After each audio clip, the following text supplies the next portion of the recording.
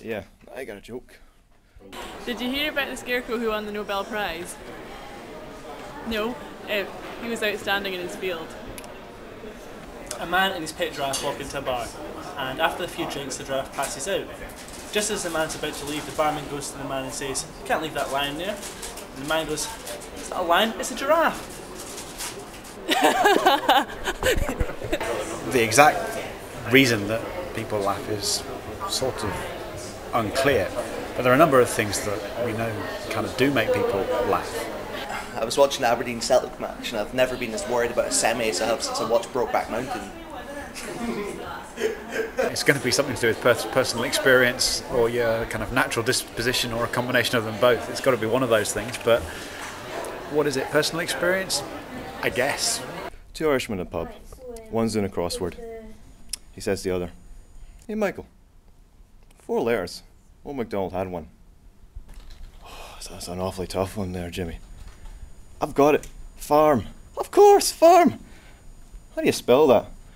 "I think it's E-I-E-I-O."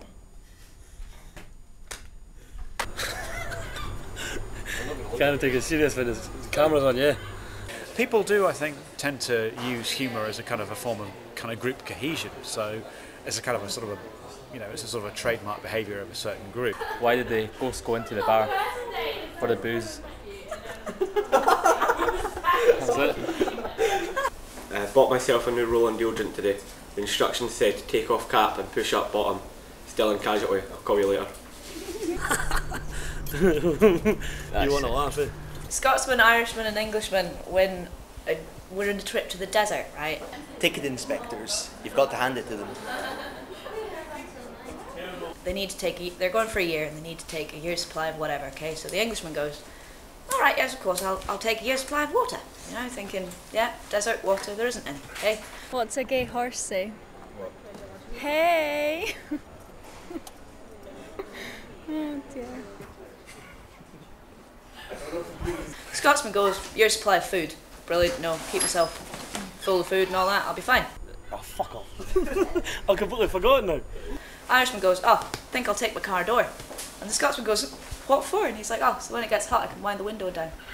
I don't know why all the Fulham fans are complaining. I'm sure their statue was cheaper than the 50 million Chelsea paid for theirs. If you get someone to laugh, you've got power over them.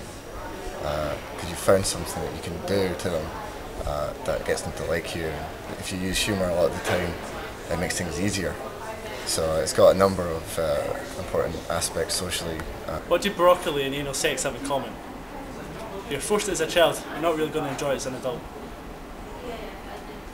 For my sense of humour is to be very self-critical, and a lot of what I hate about myself comes out, and people find that funny, but they don't realise it's more of a cry for help to say, "I need someone to sort me out and not be such a useless, nasty person." But that's what you do as an artist. 2 biggest regrets in my life: 1, the amount of times I fucked up; 2, naming my dog Up. Samuel Beckett said that the funniest thing is unhappiness. I feel I suppose that's the thing I agree with the most. I think other people's pain I do find unfeasibly amusing. Why did the banana go to the doctor? Because he wasn't peeling well. I apologise.